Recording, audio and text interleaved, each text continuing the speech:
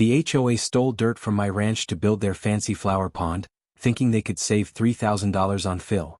They had no idea they'd strike a state gas pipeline carrying enough pressure to level half the county. Their free dirt just cost 847 families everything they owned. Before watching full story, comment below from where you watching. Also like and subscribe for more stories. The morning of March 15th started like any other day on my ranch. I was checking on the cattle in the south pasture when I heard the distant rumble of heavy machinery. At first, I thought it might be road construction on the highway, but the sound was coming from the wrong direction. I climbed onto my ATV and rode toward the noise, which seemed to be coming from the edge of my property where it bordered the Meadowbrook Heights subdivision. What I saw when I crested the hill made my blood boil. 3 excavators and a dump truck were tearing up my pasture, digging a massive hole about 50 yards inside my property line. A crew of workers was loading dirt into the truck while a man in a hard hat directed the operation. I gunned the ATV down the hill and skidded to a stop next to the excavation site. The man in the hard hat looked up with an annoyed expression. "You need to move that vehicle," he shouted over the noise of the machinery. "This is a construction zone. This is my property." I yelled back. "What the hell do you think you're doing?" The man signaled for the operators to shut down their equipment. In the sudden silence, he walked over with a smug expression. "I'm Tony Castellano, project manager for Meadowbrook Heights HOA. We're extracting fill dirt for a community improvement project. You're stealing dirt from my ranch. We have authorization from the property management company. This is designated common area land." I stared at him in disbelief. "This is private ranch land. It's been in my family for 40 years. I think you're confused about your property boundaries, sir. We've surveyed the area carefully. Get off my land. Now." "I'm afraid I can't do that. We have a schedule to keep, and the HOA has invested significant money in this project." I pulled out my phone and called the sheriff's department. Within 20 minutes, Deputy Martinez arrived and surveyed the situation. "Mr. Rodriguez, do you have documentation showing this is your property?" I showed him the property deed and survey maps from my truck. The boundary was clearly marked, and the excavation was definitely on my land. "Mr. Castellano, you need to stop all work immediately. This appears to be private property." "That's impossible. The HOA wouldn't authorize work on private land." "Well, they did. And you're trespassing. I suggest you contact whoever hired you and sort this out." Castellano made several angry phone calls while his crew stood around waiting. Finally, he walked back over to us. "There seems to be some confusion about the property lines. We'll suspend work until this can be resolved." "There's no confusion," I said. "You're on my land illegally. Pack up your equipment and get out. We'll be back once the legal department clears this up." After they left, I called my lawyer, Miguel Santos, who had handled my family's legal affairs for 20 years. "Miguel, the HOA next door just excavated a huge hole on my property without permission. That's clearly trespassing and property damage." "How big is the hole?" "About 30 feet wide, 20 feet long, and maybe 8 feet deep." "Jesus. What were they digging for?" "The foreman said something about fill dirt for a community project." "I'll send them a cease and desist letter immediately. Don't let them back on your property." That afternoon, I got a call from Patricia Whitmore, president of the Meadowbrook Heights HOA. "Mr. Rodriguez, there seems to be a misunderstanding about today's excavation work." "No misunderstanding. Your contractors trespassed on my property and dug a hole without permission. I think you're confused about the property boundaries. Our community management company identified this area as designated open space." "It's not open space. It's my private ranch land." "That seems unlikely. Why would we authorize excavation on private property?" "I have no idea, but that's exactly what you did. I'm going to have our surveyor double-check the boundaries. I'm sure this is just a simple mistake." "It's not a mistake. It's trespassing and property damage." "Let's not be dramatic, Mr. Rodriguez. I'm sure we can work this out like civilized adults." 2 days later, Miguel received a response from the HOA's legal department. They claimed that the excavated area was part of a utility easement that gave them the right to modify the land for community purposes. "This is complete nonsense," Miguel told me. "There's no utility easement on your property deed. They're making this up." "So what do? We sue them for trespassing, property damage, and theft. This is an open and shut case." But before we could file the lawsuit, something much more serious happened. I was feeding cattle near the excavation site 3 days later when I smelled something that made my heart stop. Natural gas. A strong, unmistakable odor coming from the hole the HOA had dug. I immediately called 911. This is an emergency. I have a natural gas leak at 1247 County Road 18. The smell is very strong. Sir, are you in immediate danger? I don't know. Someone dug a hole on my property and apparently hit a gas line. We're dispatching emergency crews immediately. Please evacuate the area and do not use any electrical equipment or open flames. Within minutes, fire trucks and emergency vehicles were racing down my driveway. The fire chief, Captain Rodriguez, no relation, took charge of the scene. Mr. Rodriguez, we need you to evacuate everyone within a half-mile radius immediately. This appears to be a major pipeline breach. How major? Major enough to level half the county if it ignites. The next few hours were chaos. Emergency crews evacuated both my ranch and the entire Meadowbrook Heights subdivision. The state gas company sent a team of specialists to assess the damage. What they found was worse than anyone had imagined. The HOA contractors had struck the main natural gas transmission line that supplied the entire region. It was a 36-inch high-pressure pipeline carrying enough gas to power 3 cities. The pipeline had been damaged but not completely severed. Gas was leaking from a crack in the pipe, but so far it hadn't ignited. The gas company's emergency coordinator, James Wright, explained the situation to the assembled officials. This is one of the most dangerous situations I've seen in 20 years. We have a major transmission line compromised at 800 psi. If this ignites, the explosion will be visible from space. How do we fix it? Asked Captain Rodriguez. We have to shut down the entire regional grid and depressurize the line.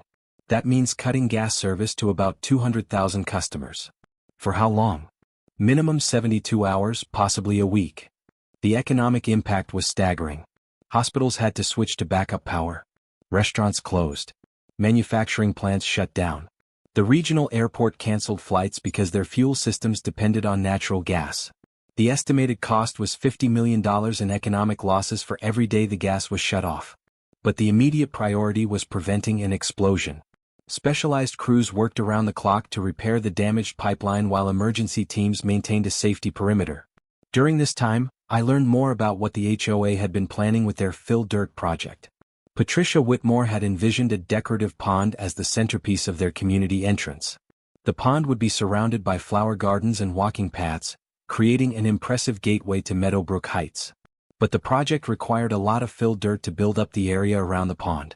Rather than buy expensive fill dirt, someone had suggested they could get it for free from the empty land next to the subdivision. Nobody had bothered to check who owned the land or whether it was safe to excavate. The investigation into the pipeline strike began immediately. The State Pipeline Safety Commission, the County Sheriff's Department, and the FBI all opened separate investigations. What they discovered was a comedy of errors that could have killed thousands of people. The HOA had hired Meadowbrook Management Company to oversee the pond project. The management company had hired Castellano Construction without conducting proper due diligence. Castellano had been given a hand-drawn map showing where to dig, but nobody had called 811 to mark underground utilities. Nobody had checked property ownership. Nobody had obtained permits. The result was contractors digging blind into land they didn't own, striking a pipeline they didn't know existed. 3 days after the strike, the gas company finally restored service to the region. The pipeline had been repaired with a temporary bypass, but the permanent fix would take months. The bills started arriving immediately. The gas company sued the HOA for $73 million in emergency response costs, lost revenue and pipeline repairs. The state fined them $2.8 million for violating pipeline safety regulations. The county filed criminal charges against the HOA board for reckless endangerment. And I sued them for $500,000 in property damage, trespassing, and emotional distress. But the real punishment came from their own insurance company. Meadowbrook Heights liability insurance was canceled immediately. No other insurance company would cover them because of the pipeline incident. Without insurance, the HOA couldn't legally operate. They couldn't maintain common areas, couldn't hire contractors, and couldn't protect residents from liability. The 847 homes in Meadowbrook Heights became effectively uninsurable and unsellable. Property values collapsed overnight. Homes that had been worth $400,000 were suddenly worth $150,000 or less. The financial impact on residents was devastating. Many had invested their life savings in these homes and suddenly found themselves underwater on their mortgages. Patricia Whitmore called me 2 weeks after the pipeline strike. Mr. Rodriguez, I think we need to discuss a settlement. I'm listening. The HOA is facing bankruptcy. We can't afford to fight multiple lawsuits. That's not my problem. You shouldn't have dug on my property. We made a mistake. We're willing to pay for the property damage and apologize publicly. What about the $73 million you owe the gas company? We're hoping to negotiate a payment plan. With what money? Your insurance company dropped you. We're going to have to assess the homeowners. The special assessment was announced at an emergency HOA meeting. Each homeowner would be required to pay $86,000 to cover the lawsuit settlements and insurance costs. The community center erupted in angry shouting. Residents who had never been involved in HOA politics suddenly realized their financial futures were destroyed. "You idiots dug up someone else's property without permission," shouted Mike Chin from Elm Street. "We trusted the management company to handle this properly," Patricia replied weakly. "The management company told you to get permits and call 811. You chose to ignore that advice," said resident Jessica Martinez. "We were trying to save the community money by getting free fill dirt." Free? This free dirt is going to cost us $86,000 each. The meeting lasted 4 hours. By the end, Patricia and the entire HOA board had resigned. But resignation didn't solve the financial crisis. The new board, led by emergency president Bob Williams, had to deliver the bad news. The HOA was bankrupt. Even with the special assessment, they couldn't pay the gas company settlement. The community would have to be dissolved and the debt split among individual homeowners.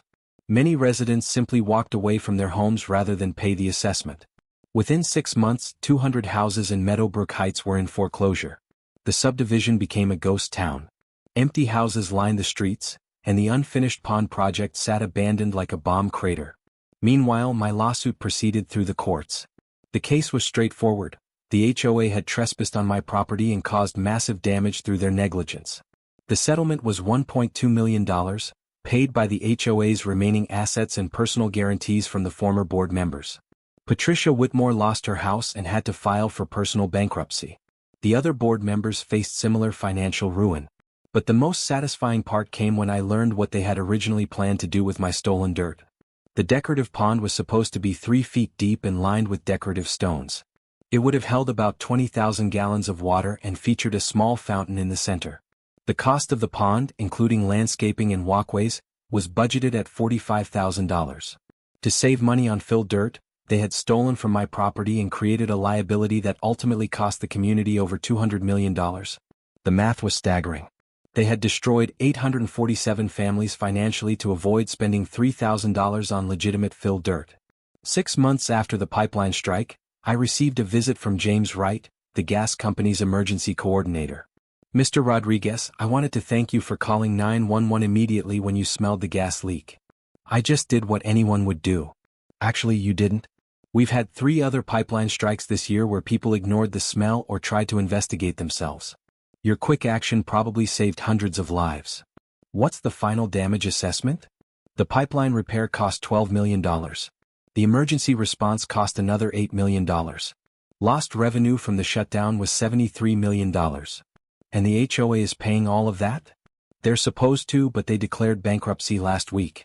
We'll probably collect about 10 cents on the dollar." "So who pays the rest?" "Ultimately, ratepayers across the region will see small increases in their gas bills for the next 20 years. The irony wasn't lost on me. The HOA's attempt to beautify their community with a decorative pond had ended up making everyone's utility bills higher. 1 year later, I drove past the former Meadowbrook Heights subdivision. About half the houses were still empty with overgrown lawns and broken windows. The excavation site on my property had been filled in and reseeded. You could barely tell where the hole had been. But 200 yards away, the unfinished pond project remained as a monument to stupidity. The excavated area had filled with rainwater and become a breeding ground for mosquitoes. The county health department had declared it a nuisance and was threatening to fill it in at public expense. I used part of my settlement money to buy 50 acres adjacent to my ranch. The land included most of the failed subdivision, which I got for pennies on the dollar. I'm converting the empty houses into a guest ranch for people who want to experience authentic ranch life. The old HOA community center is now my equipment barn. And that infamous hole where they tried to dig their decorative pond? I turned it into a real pond, properly engineered and legally permitted. It's stocked with bass and catfish, and it's become a popular fishing spot for local kids. Sometimes I sit by that pond and think about how different things could have been if Patricia Whitmore had just spent $3,000 on legitimate fill dirt. Instead, her desire for something free cost hundreds of families their homes, their savings, and their futures. The 36-inch gas pipeline still runs under my property, safely buried and properly marked. The gas company installed additional safety monitors after the incident. Every month, I get a small royalty check for the pipeline easement across my land. It's not much money, but it's a reminder that some things are worth respecting. Property rights, safety regulations, and common sense aren't suggestions. They're the foundation of civilized society. And when people ignore them to save a few dollars on a vanity project, the consequences can be explosive. The Meadowbrook Heights HOA learned that lesson the hard way. Unfortunately, by the time they learned it, it was too late to save their community. But their failure became my opportunity. The guest ranch is thriving, and the fishing pond has brought new life to what was once a symbol of greed and stupidity. Sometimes the best revenge is simply outlasting your enemies and building something better from their mistakes. The gas still flows safely through that buried pipeline, powering homes and businesses across 3 states. And every time I hear the faint hum of gas flowing through those pipes, I remember the morning when an HOA's arrogance nearly turned my peaceful ranch into ground zero of the biggest explosion in state history.